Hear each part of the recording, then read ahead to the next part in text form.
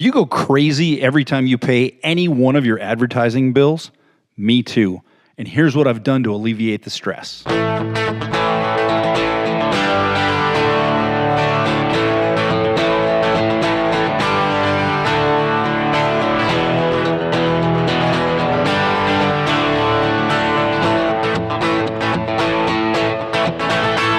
Alleviating stress. Awesome. Need to alleviate the stress. Got too much stress in my life. Actually, I just used the bathroom in the lobby, and I have a question. I'm all for environmental causes and such. Yes. But this bathroom is one that does not have paper. I hate that. I kind of do too. It's, again, I totally understand. I get it, but I don't like it. But I discovered a very specific problem with this because it doesn't happen that often. But it just so happens that I had White Castle on the way over here because I was kind of pinched and I just had a really short period of time and there it was. I didn't want to be late. And everybody knows when you eat a White Castle, you're going to have to wash your face. That's one of the side effects, yes. So when you wash your face and you're in a bathroom that has no... Exactly. How the heck am I supposed to dry my face? I mean, my head is massive, so I can't fit it. There's no way in you that can little fit that head into a hand dryer. No, I don't have a chance. No. So anyway, I guess they call those first world problems, right? Yeah, but it's still a problem. It is a problem. It's not going to get solved, though, because I think this movement is pretty much set in stone. What we need, though, is you need the option. You need the option. You need to be able to put your hands in the hand dryer and also still be able to wipe your face off with a dang paper towel. So I just realized that my dad was way ahead of the curve. He always carried a hanky. Remember hankies? Like nobody has hankies anymore. My dad always carried a hanky, and yeah, men of that generation always had a hanky. So think about that today. You had a hanky? No problem. You just whip it out, dry the face. Yeah, but think about what you use a hanky for. Do you really want to dry your face with that? Well, I would actually, that's a good point. I would carry two hankies. I would have a standard edition hanky for the typical hanky things. And then I would have a face drying hanky for the rest of it. I think you've come up with a new business idea for us. Okay. Hankies. Yes. Multiple hankies and hanky holders. Hey, you can have hanky sorters. How about this? A two-sided hanky, and I don't mean like side one and side two. I mean like half is for one thing and the other half is for another, and you just somehow put some sort of a seam in between them so that it's clearly identified which is for which. Probably make them different colors. It's another $1 million idea. It's all over the place. I tell you, keep looking under the rocks for these great business ideas, and this is going to happen. So today we're going to talk about local advertising. We're going to do another show down the road on Google advertising and online advertising because that subject is vast. We'll probably have to do 2 or 3 shows on that. So, and as Joe gets rolling, I do want to introduce you to the Talk North Podcast Network. This is our business show on talknorth.com. We're talking to a lot of national advertisers right now, and I want you all to do us a favor. If you like the show, download it before you listen to it instead of just streaming it. We're all in the habit of just streaming. If you could download it, that will benefit this show and the network. Also, if you'd like to advertise with this show or anywhere on the network, send me an email, jsouhan47@gmail.com. Thanks. Wow, that's like a new sales pitch. I like it, and you deliver it really damn well. I mean, that's smooth. I don't know that I deliver it well, but I've had a lot of practice. No, I mean, when you do 8 podcasts a week, you get into a rhythm. Yeah, you folks out there can't see this, but I'm looking at Jim with awe just because he is something. Thank God else. you can't actually see. He is a professional by all standards. So on to local advertising. I think, well, everybody knows local advertising is so much different than any kind of online advertising. Well, or so we think. Little secret that I'm going to reveal as far as what the conclusion that I've come to, they're not quite as different as you think. There's an old adage before the internet came along that someone would say, half my advertising works. The problem is I don't know which half.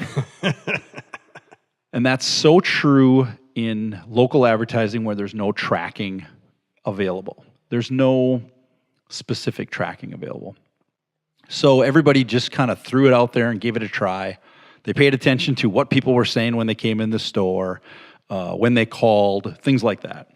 And it was always an inexact science. So when the internet came along and they started tracking things and being able to make specific links and links that people didn't even have to try to remember things. It's a little blue set of text on a screen. I click it, and behind that is this big long URL with a bunch of codes that tell me, or tell the advertiser, where the lead came from and all that. And in the late 90s, particularly into the 2000s, people were, it was a rage that they were going to do trackable advertising. And there's a lot of things that have come into play for local advertising, tracking, certainly phone numbers and links and things like that. But it never really got to the point of AdWords or any of those typical online links were. And everybody went crazy and said, oh, this is great. I can track my conversions. So when you go online, and even when you set up your maybe your local site for your, like your Google or Bing, your business listing, so to speak, they encourage you to do a campaign and to try to bring people in, to pay a little bit more, so that you get, not only do you get your business listing, which is pretty common, but you can advertise and try to bring people in through certain ways. And the benefit that they pitch is that you can track where it's coming from. You can track which ad got the most activity, got the most traction, all that. When we get into e-commerce, then you can track exactly what product they were the most interested in, where they came from. It's a huge amount of data to look through, and it's overwhelming. The person that helps me with it, we joke a lot about going down the rabbit hole, because there's so much data that you just don't even know where to stop. And then you usually get to where you're getting, or where you want to get, and you realize that's really not even helpful, because I can't do anything with it. And that's the key, is that anytime you make any business decision, whether it be advertising or anything, the result of the test that you do has to be actionable, or the test was for nothing, right? So if I get to the bottom line and I say, well, this happened when I did this.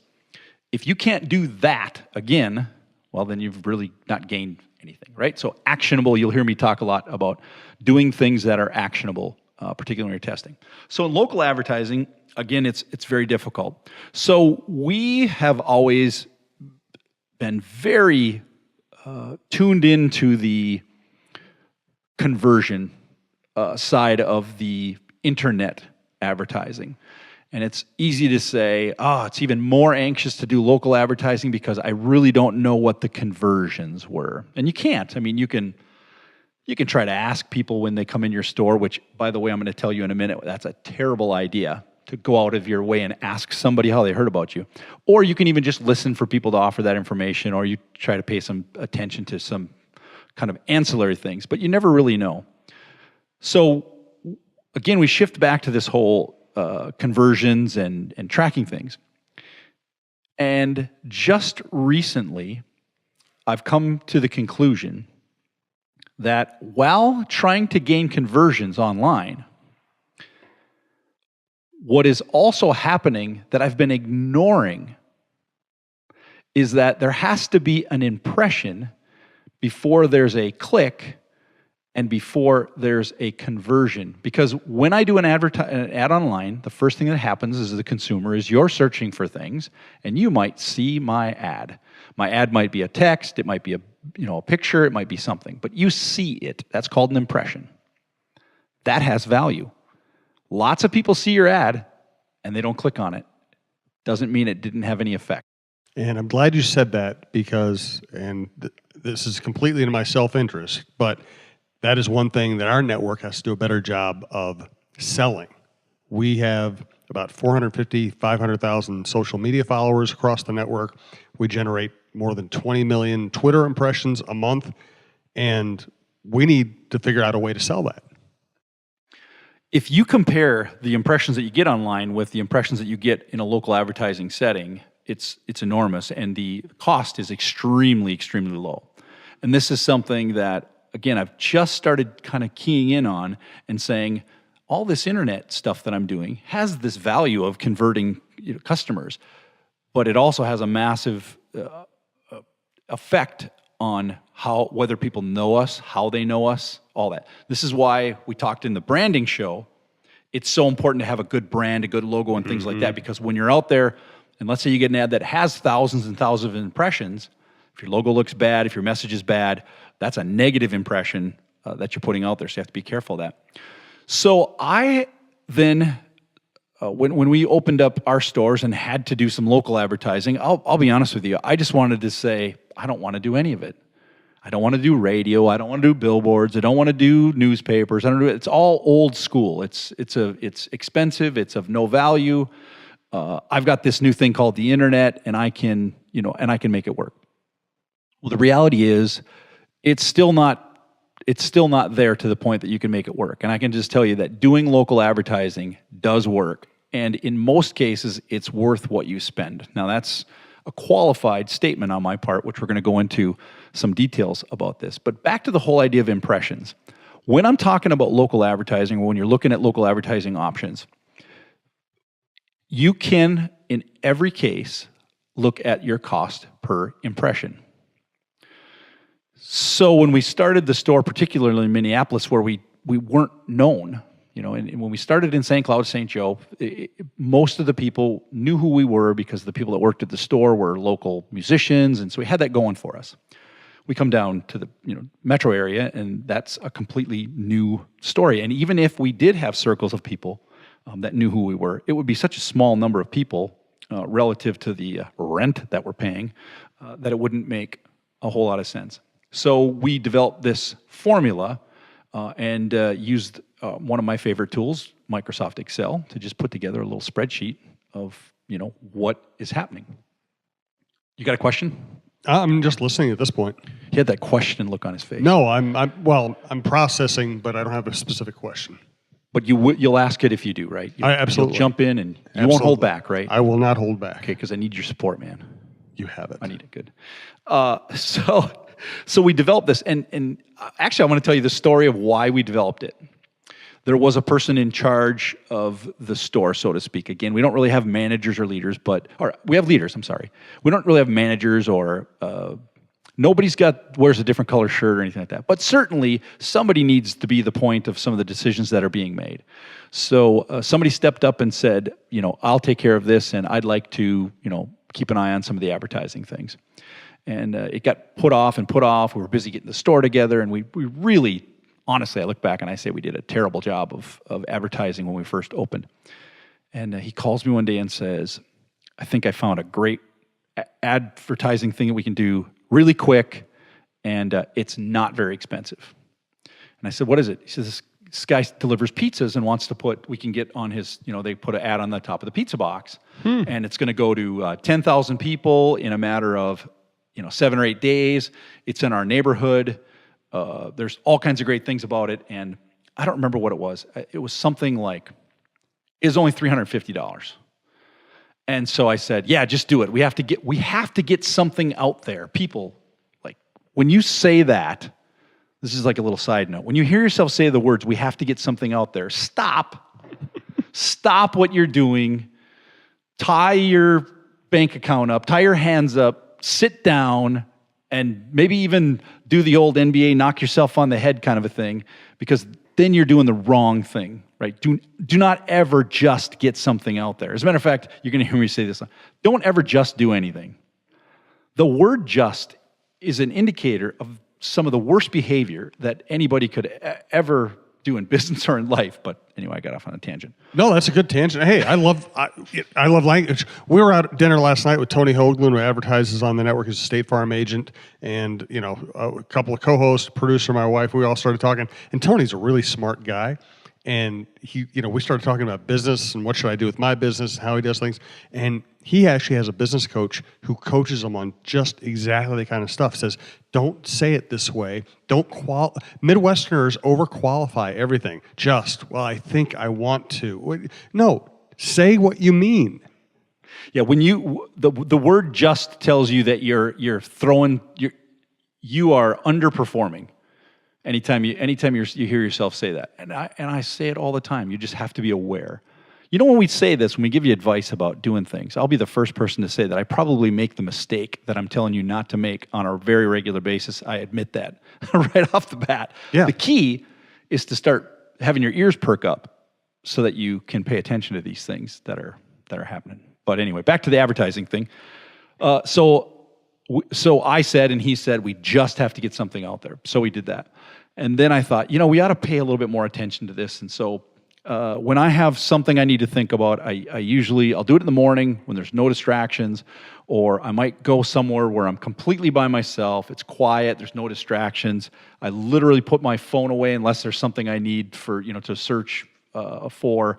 But I typically try to just no distractions. This right here, my favorite notepad with the checkered lines on it. Somebody gave me one of those one time as a mistake, and I thought, I love this. Oh, they're fantastic. In fact, I use like legal pads and what you're using right now. They're the best thing I use. Yeah, because there's room to write in margins. There's room to write yourself notes, and I don't think really in a linear manner. I'm scattered, so I love a place I can write all over. See, I like the checkered things, right? I don't know what it is about it. It just keeps me centered. Whatever works, man. Whatever works. Oh, man. Tangent after tangent after tangent. It's a great thing about podcasts. We have time for tangents. We can go anywhere. Yes. We can do this. So I'll write down on a piece of paper just random thoughts about what's going on. So when we decided, okay, we're going to do this advertising thing, I thought, what's going to matter? What matters? Because my first thought about local advertising is I'll never know if it works or not. The only thing I got is when people walk in and say, I saw you here, I saw you there. So how do I know? Well, you may not know what works, but whenever you don't know what works, then approach it from the other way and say, what do you know doesn't work? Okay. Right? It might be a reflection on what I don't like. I try to stay away from that. I try to look at what doesn't work. And you start from the most obvious. And this thing hit me. I was thinking about billboards.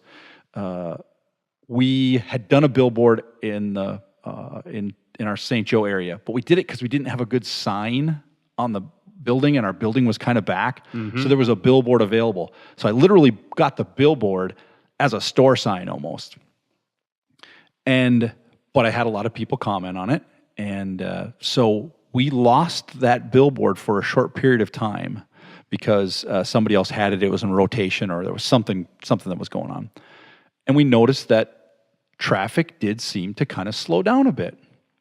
So I put a billboard about a mile away. That was the next spot I could get it. And it hardly picked up at all. Really? And people making comments, that kind of went down. There wasn't as much going on. And we got that billboard spot back. And again, more activity and more comments about the billboard. So I thought to myself, being close to the store is a big deal. So even if I hadn't had that experience, let's say I sat down to do my little brainstorm session, and I say, okay, what do I know doesn't work? I could go crazy. I could take this example and say, all right, let's do radio, or let's do a billboard, let's do whatever. What wouldn't work? If I put a billboard in Los Angeles, right? Mm-hmm. It's going to do nothing for my local store. Right. I know confidently that won't work. So if I imagine moving that billboard closer and closer and closer, and I say, well, what if I put one in Omaha, Nebraska? Yep, probably still not going to work. But what I've discovered is I have a metric that I know changes from one point to the next, because when I get it right next to the store, is it going to work? And I have good evidence that says it's going to work. So the other thing that, as I was doing my brainstorm, I realized is if I'm putting impressions in front of people, one thing that I know won't work is an impression, this is for a music store, to put an impression in front of somebody who does not have any interest or currently plays a musical instrument. And for all intents and purposes, if I'm talking about advertising, I could say I could advertise to somebody that doesn't play an instrument because I might get them interested in doing an instrument, but that's not the purpose of that advertising. So I could say, what I know won't work is advertising to people that can't play an instrument anyway. So I found another metric that I can look at from a relative standpoint, and that is the audience that sees that impression, whatever it is, my group of people, right? People that are able to do that. The other thing that I said is I realized that the size or the attention-getting capabilities of the ad, right? I knew that if it was too small, too far away, not able to be read, I could come to the conclusion that that would not work. So I found 3 things that I knew would make a difference. So I made this spreadsheet and I said, all right, anytime somebody comes to me with an advertising opportunity or I go out and look for it, I write down that advertising opportunity and I get the number from them of what the number of impressions are. Now, you have to also be careful because as you're going through these different types of ads, some of those impressions can be validated or verified, and some of them you're just kind of taking somebody's word on it because there's no, like with radio, there are ratings that they have to abide by. With a billboard, you can see the state's traffic counts. With a newspaper, they have to tell you what the circulation is and what they're developing. Pizza boxes, it's 10,000, but there isn't. I can tell you this: there's not a pizza box impressions verification company out there anywhere. So we don't know. New business we can start. Yeah, right. Right. We follow the pizza delivery guy around to every single place that they do, and we have a little clicker in our hand, and we go. Absolutely. Sounds efficient. Sounds efficient to me. A good use of our time. Oh man! By the end of this podcast, we're both going to be involved in 250 different businesses, and we may have to outsource. I'm okay with that. I've got only so much energy left in my life, and as I get older, that seems to be depleting. So I took the spreadsheet, and then every time I came up with a new advertising thing, I took the number of impressions, and then I just made a scale. And you can make any scale you want, depending upon your business. And how big of a scale you want depends upon how finite or how specific that you want to be. Here's how mine ended up. Number of total impressions. Then I gave it a scale of 1 to 5 about how targeted it was to my perfect buyer, right? And then the other one I did is distance away from the store. In this case, it was, I knew I wasn't going to go to Los Angeles, so I didn't need a really wide. That one I did from 1 to 3. 1 was, I can't remember how I did if I was doing 1 or 3. I'd have to open up my spreadsheet. But anyway, let's just say, let's use the higher number for the better number of impressions. Easier to do the math. 3 meant it was right next door. 2 meant it was within, 12 blocks. And anything beyond that, I gave it a 1. And as far as the target audience goes, again, you got to use your gut a little bit, and you might be wrong, but you're still way better off than just shooting in the dark, right?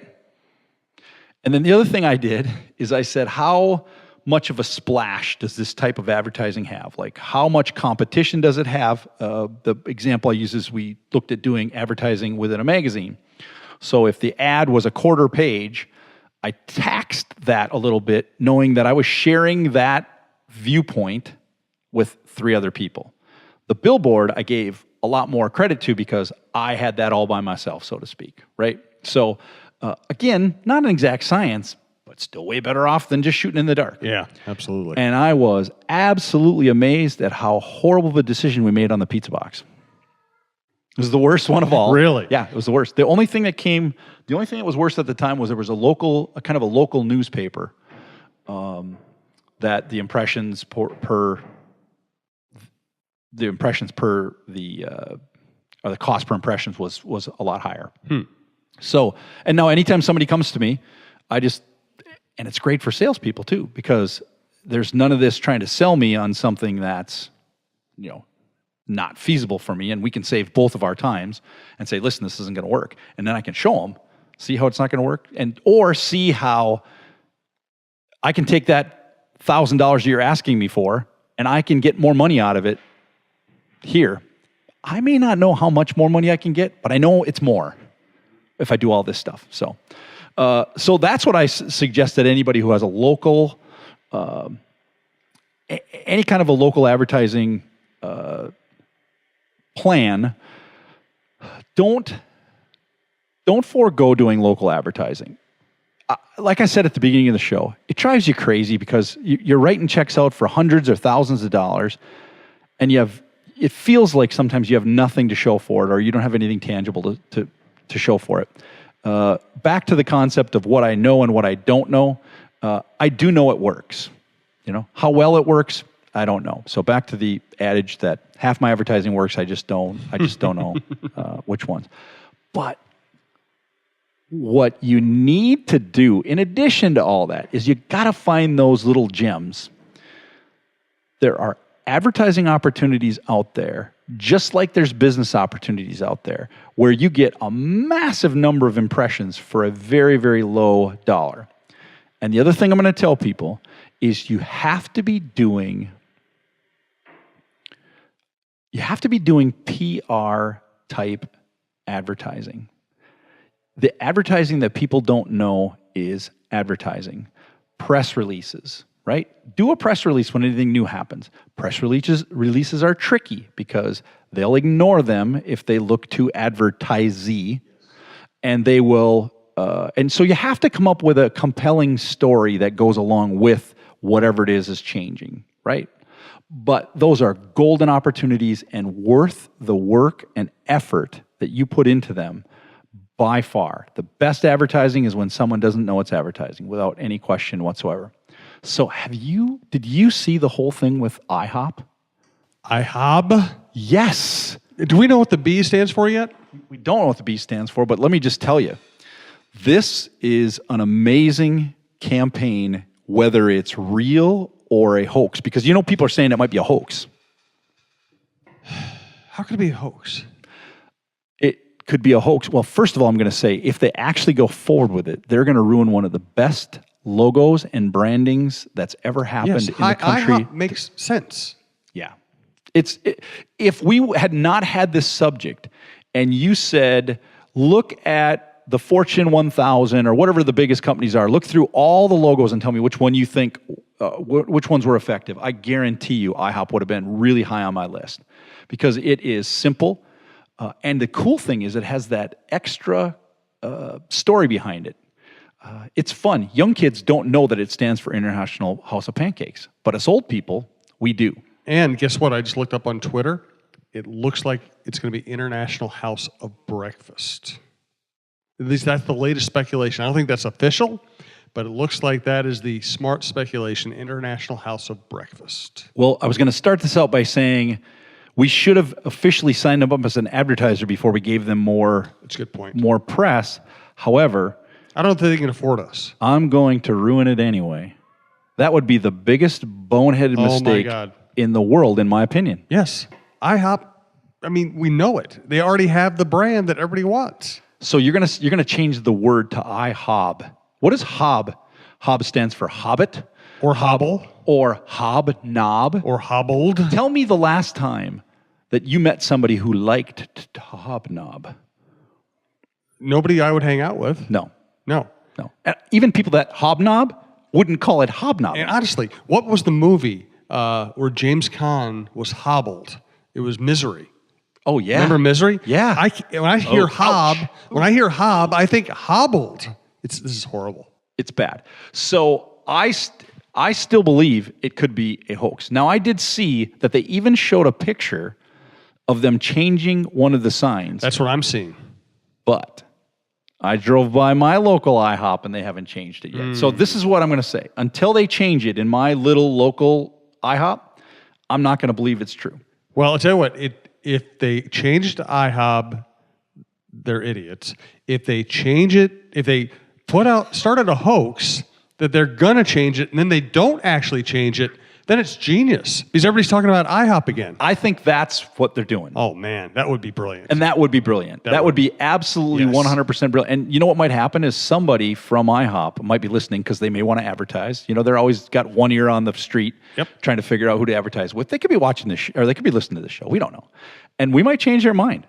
So now we have the uncanny predicament that if they do indeed pull back and say it was just a stunt, we might actually get credit for. Or we should. I mean, and also, we may not be the only people that suggested that, so we'd have to share the credit a little bit. But and you know, if it'll help their business, I would change my name to Jim Suhab. Right. You would? No. Yeah, I didn't think so. No, I wouldn't do that either. Well, for the right price. Right? No. $8 million? Sure. Is that how much you're worth? Your No. name is only worth $8 million? I'm not saying I'm worth it. I'm saying I'd do it for that. There's a big difference. I'm not saying I'm worth it. I'm saying I can be bought. That's what I'm saying. Okay, well, now we know that, and we know what the price is. Something around $8 million. So anyway, genius. And all local advertisers can take from that. Now, if nobody knows who you are, changing your name is not going to really have any kind of effect. Right. But the point is, you need to think about those things. You need to do as many of those things as you can. You need to do things differently than you've done in the past, and you need to do them differently than your competition and differently than any other stores, as a matter of fact, who've tried any kind of advertising before. You have to come up with that new thing that gets people's attention and works. So. All righty. Once again, check out Talk North. This is our business show on TalkNorth.com. It's mostly a sports podcast network. Russo, Krasinski, Roy Smalley, Cheryl Reeve. We have great people. Check out all the shows. Download when you listen if you can. We appreciate all of our listeners, but we really appreciate those who download. Cheryl Reeve, 6 o'clock on Monday at Free House. That will be on June 11th, 6 o'clock at Free House. We'll do our next live show on the network. And keep checking back. We keep on producing these business shows. I learned so much from Joe just sitting here listening. I'm hoping you're learning a lot too.